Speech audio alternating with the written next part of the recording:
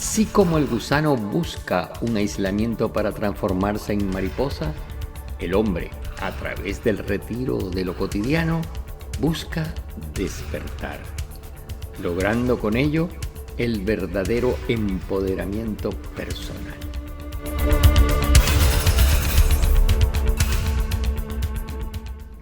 Amigos invisibles, buenos días, buenas tardes y buenas noches. Es un verdadero placer continuar con esta serie de empoderamiento personal a través del ajedrez.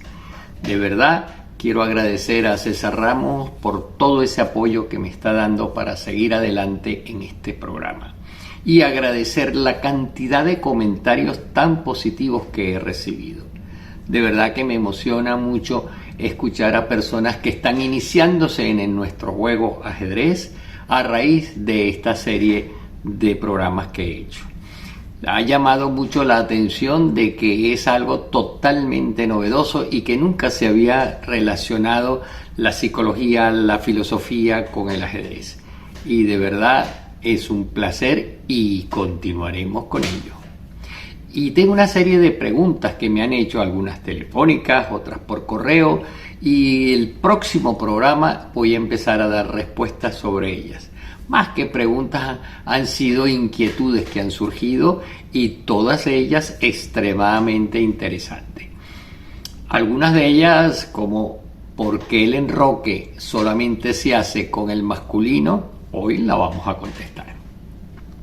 Pero permítame leerles lo siguiente. El enroque en la realidad humana consiste en que bajo ciertas circunstancias el masculino efectúa movimientos absolutamente anormales a su quehacer diario, buscando el aislamiento con la finalidad de encontrarse a sí mismo a través de un vacío sublime. Porque en realidad eso es lo que ocurre, como vamos a ver. Existen dos posibilidades de entrar en el vacío. Y desde luego totalmente diferentes. Una es entrar desde lo positivo y otra desde lo negativo. Entrar al vacío desde lo negativo significa que ha ocurrido un fracaso, entre comillas, una experiencia no lograda donde existe cierto grado de frustración sin comprender o aceptar por qué no se logró. Se siente vacío porque no se pudo conseguir lo que se deseaba. Renunciar al mundo por un fracaso y aislarse es un escape debido a la no comprensión y aceptación de los hechos. Este tipo de renuncia tiene varias características. La persona en el fondo se siente deprimida, llora a solas, hay mucha rabia. Una autoagresión oculta y sobre todo habla mucho de lo que renunció y de las razones por las cuales no logró hacerlo. El vacío negativo es ausencia de algo. En cambio, el vacío positivo, como ocurre en el enroque, es presencia. Es esa misma condición que le ayuda a conseguir más poder. Así que, ajedrecísticamente, el enroque, ¿qué quiere decir? Bueno, como lo expliqué en la promo, y ustedes lo pueden ver, aquí hay un movimiento simultáneo entre la torre y el rey. ¿Y qué significa ese movimiento? Vamos a empezar a verlo desde el punto de vista trascendental, como lo hemos hecho con las demás piezas. Ahora lo vamos a ver es en el movimiento. Lo primero que nos hace reflexionar es que yo desde pequeño escuchaba, y seguramente usted también, aquello de que toda regla tiene su excepción, ¿sí? Y en este caso, el ajedrez nos hace recordar la flexibilidad. Mire qué interesante. Sí, porque las normas tradicionales es que una vez juega uno y luego otro y solamente se mueve una pieza. Pero en este momento, cuando se decide hacer el enroque, se mueven dos piezas prácticamente en un solo movimiento. Eso es flexibilidad. Y por eso la flexibilidad es algo que tenemos que desarrollar en la vida. Fíjense, el niño nace tan flexible que usted le agarra el pie y lo dobla, lo puede doblar y le toca la nariz. Pero yo le invito a que le haga eso a su abuelita. La pobre viejita la quiebra. ¿Y a qué se debe eso? A que con los años la flexibilidad se va perdiendo. Por eso la ramita es flexible, el tronco es rígido. Por lo tanto, en mis talleres, en mis asesorías que le doy a las empresas y que le doy a las parejas, les digo, escriban 30 veces y lo leen 30 veces todos los días. Mientras más rígido soy, más cerca de la muerte estoy. Mientras más flexible soy, más cerca de la vida estoy. Qué hermoso. Y es así. La pregunta que usted que me está escuchando tiene que hacerse es: ¿cuán flexible es usted en la vida? ¿Flexible con usted mismo? ¿Flexible con los demás? ¿O a lo mejor es rígido con los demás y muy flexible con usted? Son preguntas importantes, porque normalmente sucede eso. Y el arte está en invertir la polaridad. ¿En qué sentido? Cada día con nosotros mismos ser un tanto más rígido. Quiere decir más exigente sobre todo. Quizás no tanta rigidez, pero sí exigencia. Y cuando no logramos lo que queremos, nos planteamos qué pasó. Y vuelvo otra vez. Y vuelvo con esa energía. Y cuando otra persona a veces no logra lo que usted le dijo que hiciera, sea más flexible. Sea flexible para afuera y no tanto para adentro. Pero el arte de la flexibilidad ya lo planteaba desde el taoísmo Lao Tse. Fíjese, aquí hay agua y no la vemos. Yo no la puedo ver, usted tampoco la puede ver. En algunos casos el agua se transforma en nube, en neblina, en nublina, y entonces la podemos ver, pero no la podemos atrapar. Interesante, ¿verdad? Realmente es invisible, realmente es imposible poseerla, pero en un momento dado el agua se transforma en una gota de agua que cae y es absolutamente flexible. ¿Hay algo más frágil que una simple gota de agua? Es tan flexible que se amolda a todo. De hecho, no rechaza a nada. Cuando una cosa es impermeable, es la cosa la que no permite que el agua penetre. Pero el agua está dispuesta. ¡Qué bonito! Tener esa actitud en la vida de siempre estar dispuesta a ofrecerse, a empapar. Pues bien, la flexibilidad, cuando golpea la rigidez, esa gota de agua que cae y golpea y golpea y golpea aquella roca, llega no solamente a hacer un cuenco, sino hasta reventarla. Por eso, en la vida, lo más importante para lograr las cosas es la constancia de esa gota que permanentemente está labrando la roca en silencio. Y sin embargo, esa gota que es tan frágil, en un momento dado se transforma en hielo. Algo realmente duro, que a veces cae bajo la forma de granizo y rompe hasta vidrios. Pero recuerde que fue un témpano de hielo lo que hundió al Titanic. Aquella embarcación que la gente llegó a decir que ni siquiera Dios la podía hundir. Pues bien, en la vida tenemos esos 3 momentos y tenemos que estar permanentemente en alguno de esos estados.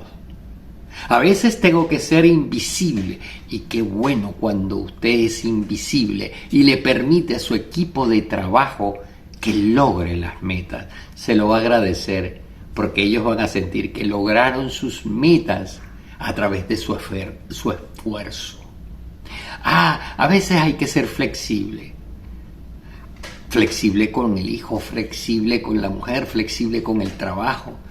Bueno, compañeros, ¿cuándo vamos a entregar el informe? Lo pueden entregar el miércoles o el viernes. Ustedes deciden. Pero el lunes yo tengo que pasar ese documento. Estoy siendo flexible, porque pueden escoger el miércoles, pueden escoger el jueves y el viernes. Claro, eso es una ilusión de escogencia, como veremos más adelante. Pero la persona siente esa flexibilidad. Pero hay veces que usted tiene que ser rígido ante los principios, porque los principios no se pueden tomar con flexibilidad.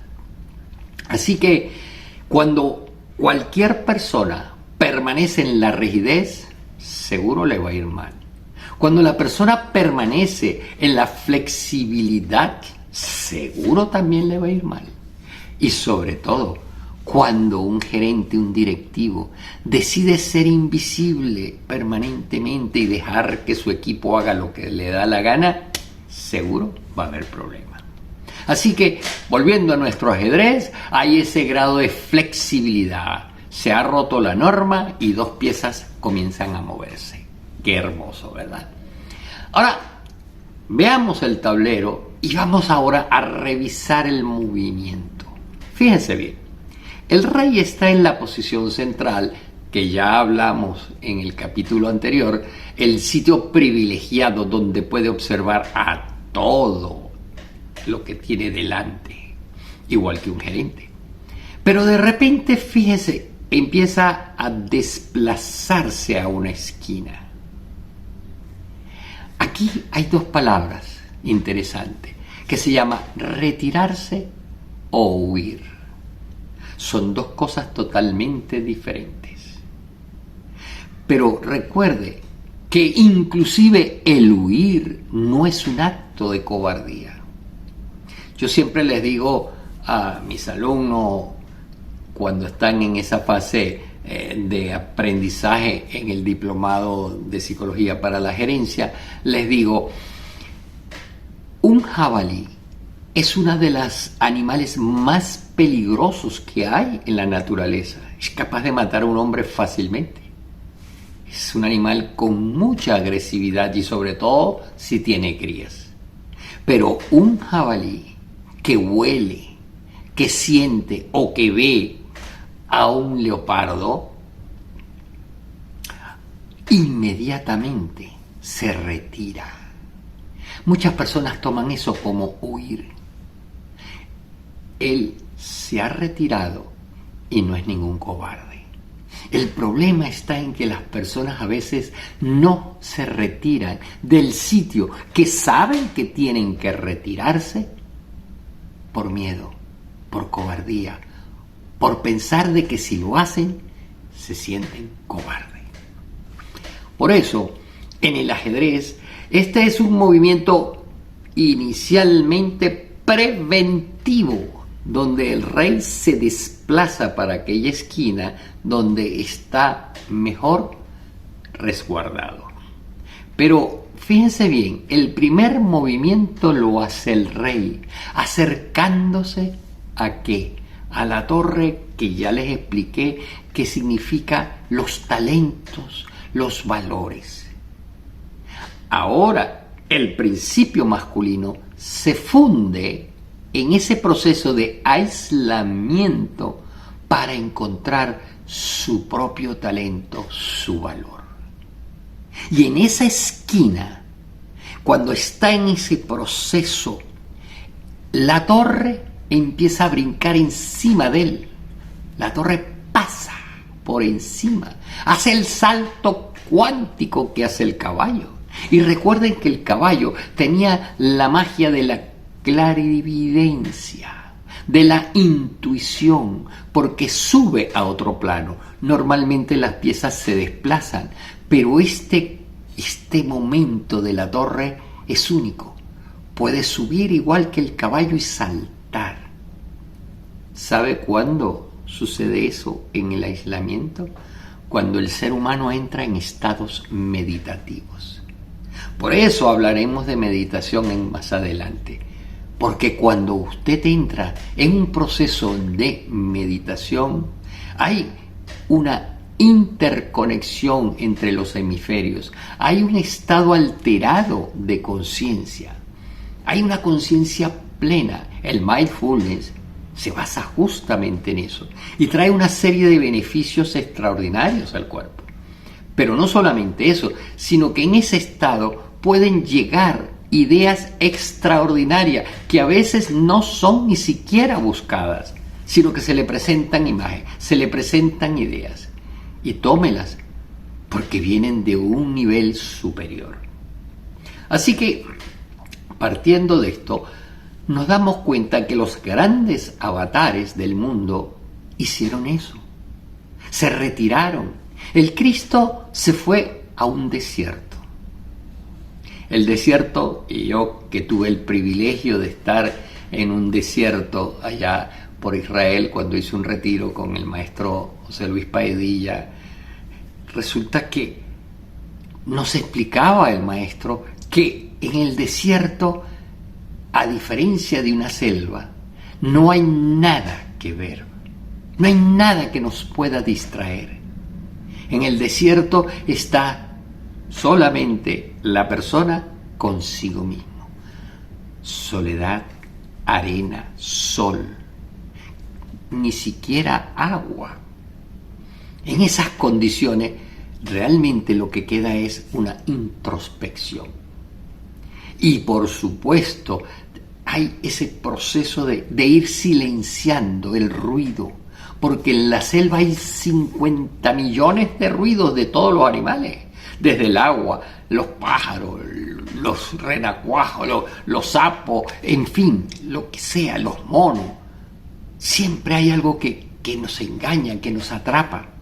Por eso en la meditación Zen nos colocamos unos trajes oscuros, que la gente se pregunta, bueno, y parecen samuro, parecen esas aves vestidas de negro, ¿por qué de negro? Y lo relacionan con aspectos místicos, etc. No, nada que ver. Simplemente buscan en lo mismo, porque ante lo negro, en la mente, ¿qué hace? Se queda quieta. Porque recuerde que el negro es ausencia de color. Y una vez más, es necesario ese color para no distraernos. Imagínense que los kimonos tuvieran una cantidad de florecitas, pajaritos, etcétera, y entallado estaremos pendientes de la figura, de la forma, del cuerpo y de los colores. Así que, fíjense, el Cristo hizo ese aislamiento y después comprobó que sí tenía la capacidad, oiga bien, de poder entrar a la vida pública. Fue después de ese retiro. Y fíjense que en ese retiro él tuvo el encuentro con Satanás. Y el Satanás lo va a tentar con la primera tentación, que es: si tienes hambre, transforma esas piedras en pan. Y el Cristo le dice: no solo de pan vive el hombre. Esto es importantísimo. ¿Por qué? Porque los políticos tienen atrapado a los pueblos con pan, vino y circo.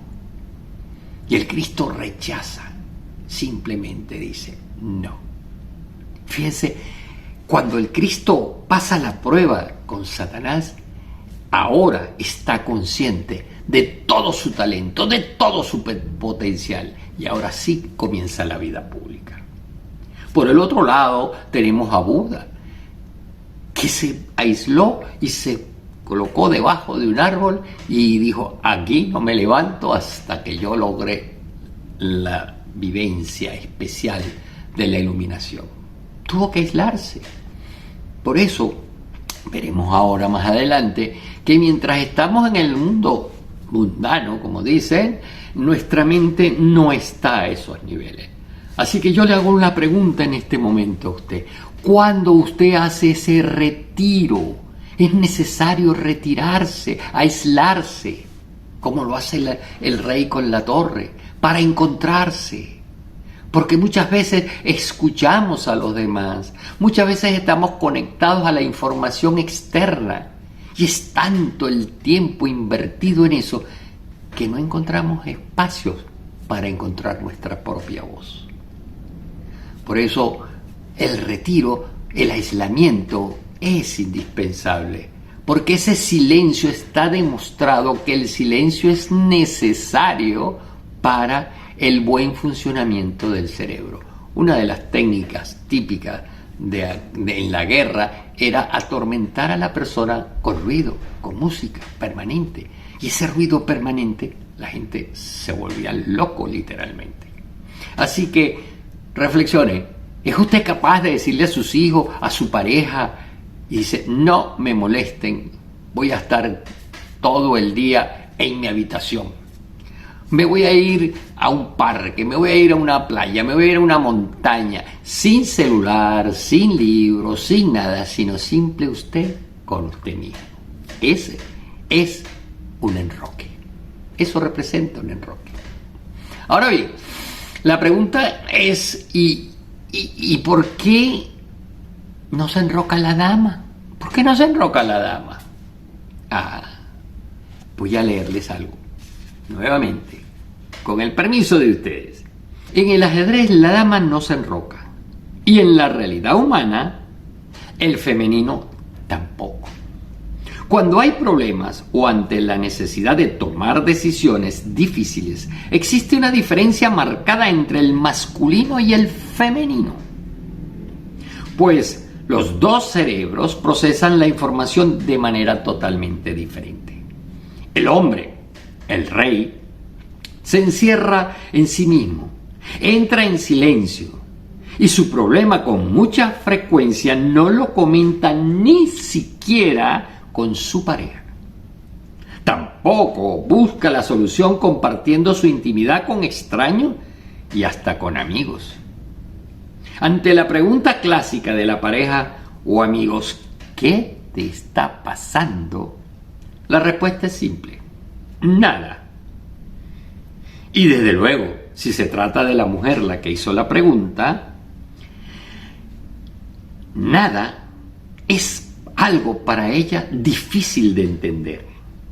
Porque en el cerebro del femenino la palabra nada no existe.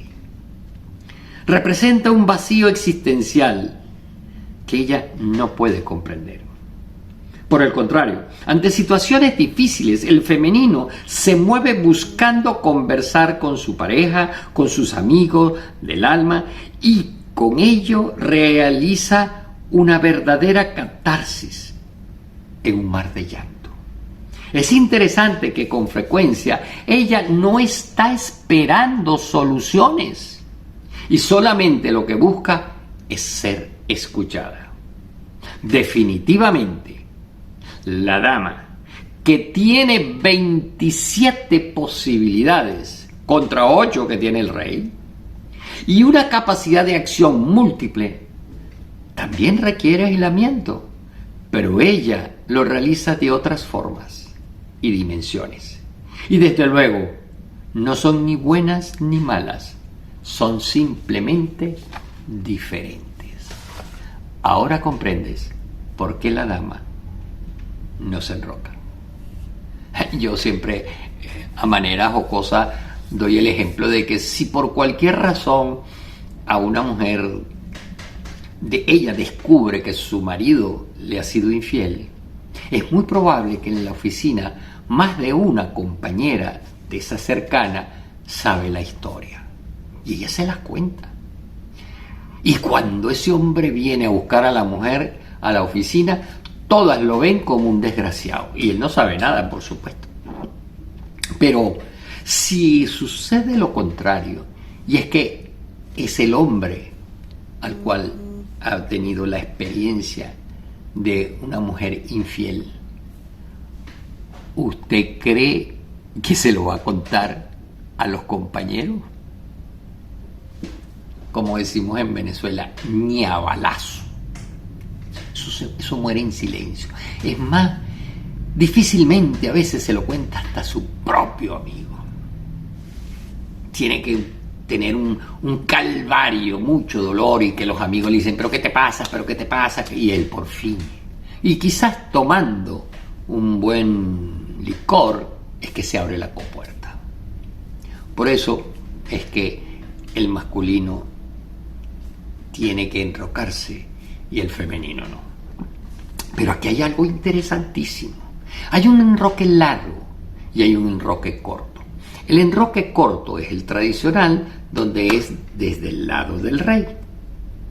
Pero el enroque largo, veamos, vamos a verlo. El enroque largo, como ustedes pueden ver, solamente puede efectuarse cuando la dama se ha ido. Si la dama no se ha ido, no puede haber enroque. Y esto nos lleva a una profunda reflexión. La dama no debe salir en las partidas a temprana edad. No tiene que salir iniciando el juego, porque va a ser muy atacada. Como ya lo dije, en el momento de la dama, ella es frágil. Ella en ese momento es inexperta e inmediatamente será atacada y los demás sacarán piezas y ella tendrá que ir moviéndose por el tablero y a veces inclusive regresando a su sitio. Pero ya cuando esa mujer ha adquirido cierta madurez, porque en la partida ya han ocurrido los movimientos suficientes de apertura, ahora ella tiene que salir. Pero si no sale, se queda al lado del rey. ¿Sabe qué puede recibir? ¿Qué significado extraordinario puede ser eso? Ese significado es que también el rey necesita la presencia del femenino. Y esa presencia del femenino en las primeras instancias de la vida están basadas en las hormonas. Hay esa fusión de amantes. Ni la dama ni el rey se quieren mover porque están todo el tiempo juntitos. Y mientras la dama esté así, pegada al rey, nunca podrá el rey enrocar. Por eso hay hombres que se quedan bajo la dependencia del femenino.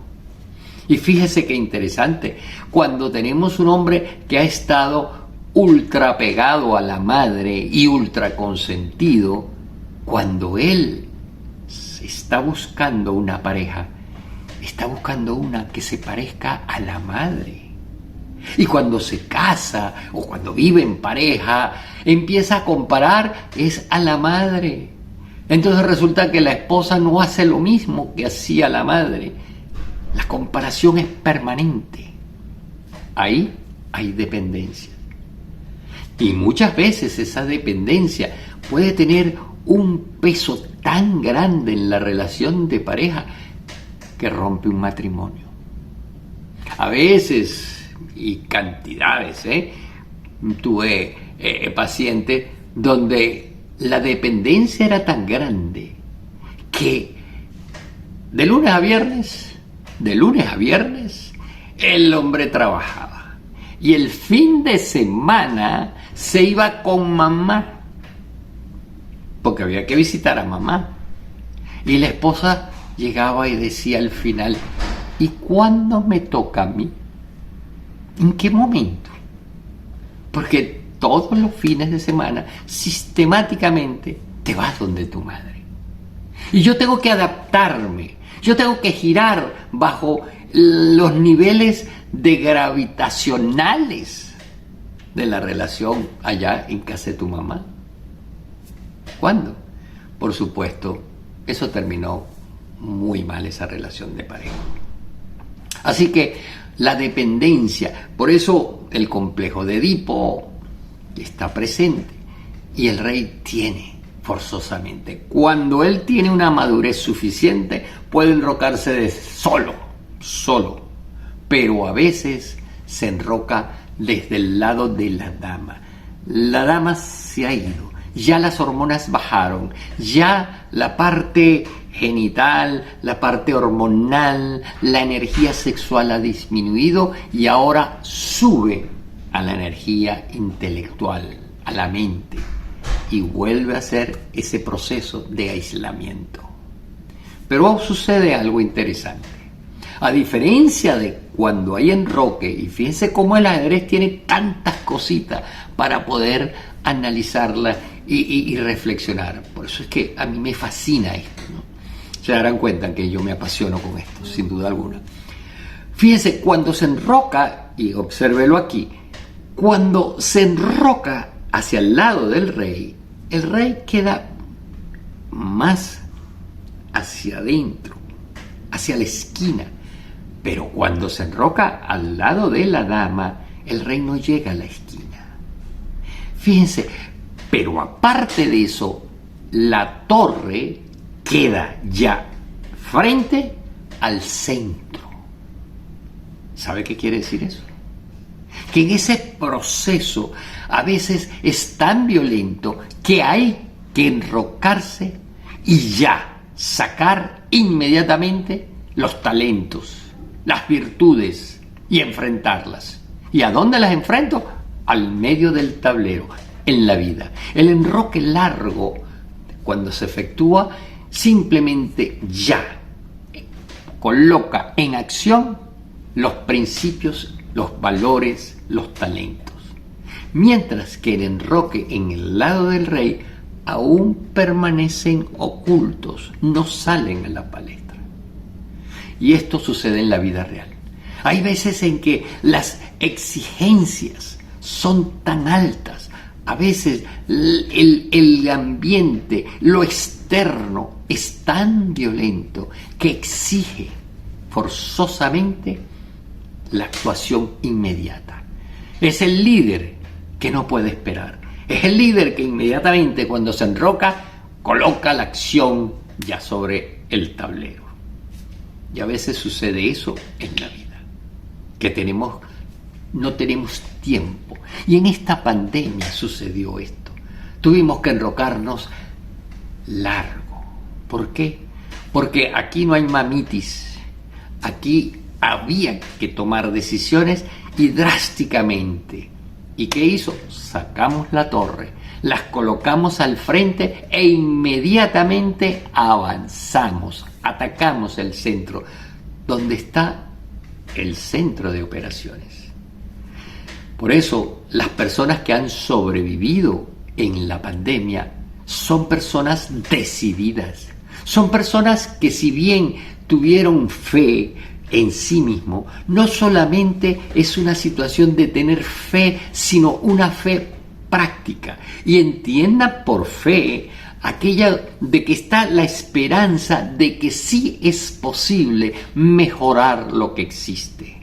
Porque no es esa fe ciega, es esa fe en la cual siento que estoy permanentemente conectado con la fuerza, que la fuerza me ayuda y que definitivamente a través de mi acción, de mi compromiso, de mi esfuerzo, no del sacrificio como ya lo hablamos, sino de mi propio esfuerzo, yo voy a conseguir las metas.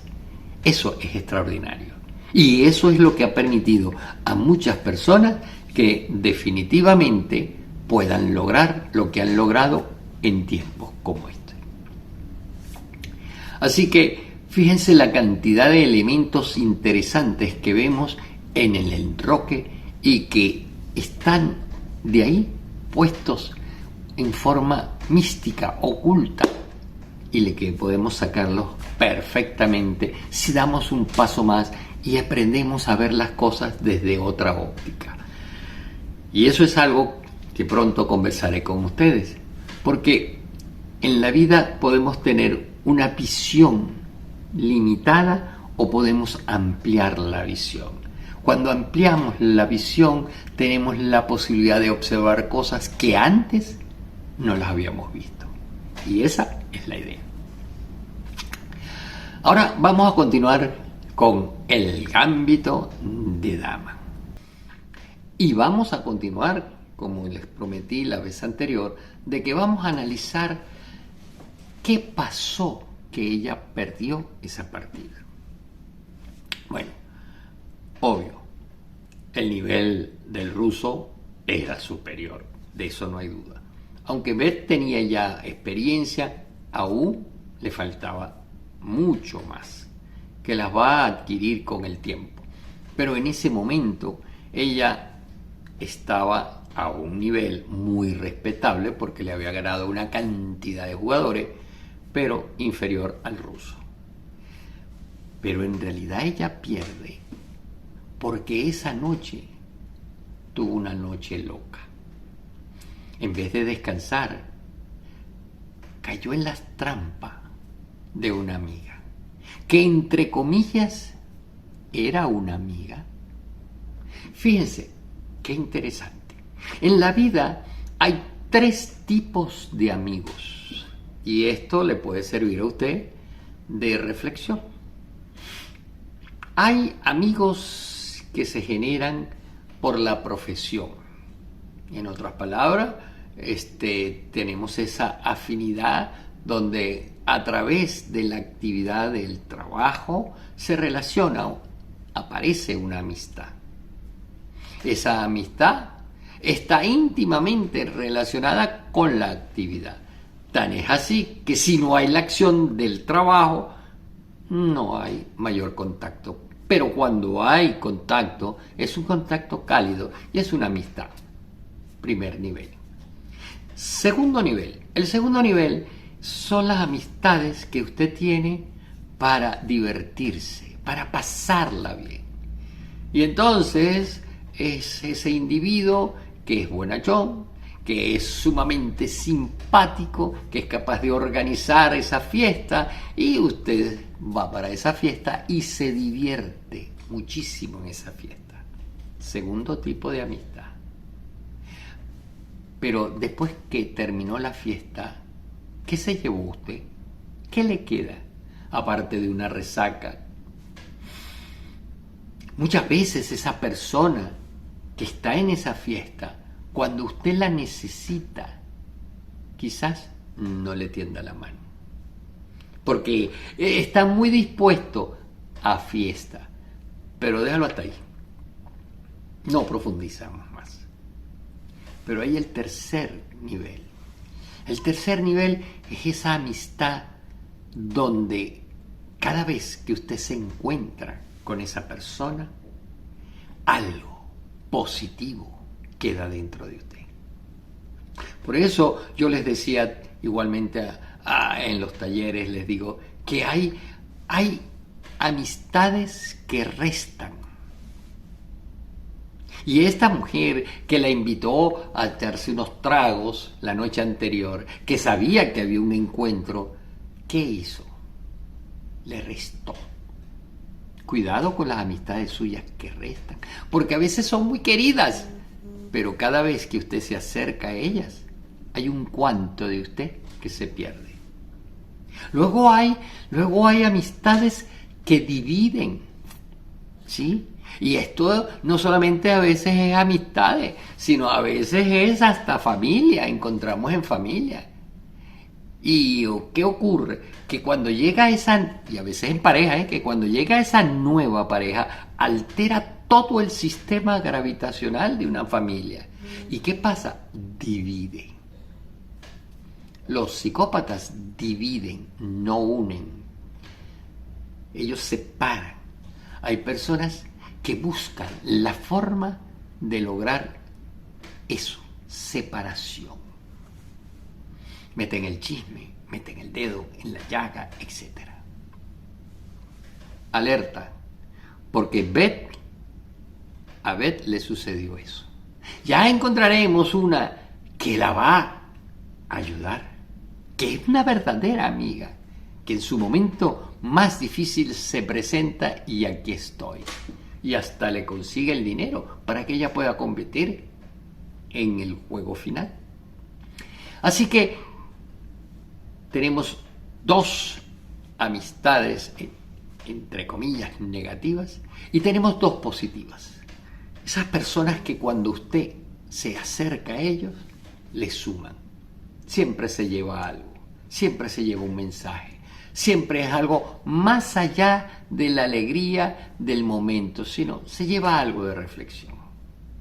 Busque esas amistades. Pero no se quede ahí. Lo digo por experiencia. Hay también la posibilidad de buscar y de encontrar, y a veces no hay que buscar, sino que la vida te lo presenta, personas que multiplican lo que tú tienes dentro. Y lo digo con autoridad, porque cuando yo conocí a mi maestro Padilla, y cuando digo mí no es posesivo, sino que es mi referencia, lo que yo sentí en ese momento, no hay palabras, es difícil de explicarlo. Me gustaría que usted tuviera una idea, es algo como que de repente ya no hay que buscar más, aparece una paz, aparece una quietud, ya no hay que seguir caminando. Es esa estancia donde dice, llegué donde tenía. Y lo que recibe usted de esas personas que son capaces de multiplicar son sensaciones, percepciones, conocimientos que se escapan. Entonces de repente, la primera vez que yo recuerdo, no tuve la vivencia de conocerlo, pero la primera vez que yo leí un libro de Osho, que se llamaba Filosofía de lo Esotérico, yo tuve que parar la lectura, porque cada párrafo me hacía reflexionar. Es que estaba ante la presencia de un místico, un maestro de los maestros, con todo su lado negativo que le puedan dar. Pero no lo mires a él, sino observa su escrito, su legado. Y definitivamente Osho para mí es uno de los filósofos más extraordinarios y más peligrosos que hubo en su momento histórico. Así que simplemente en esta oportunidad quiero hacerle reflexionar de qué sucedió con Beth. Beth tuvo un desliz de su personalidad.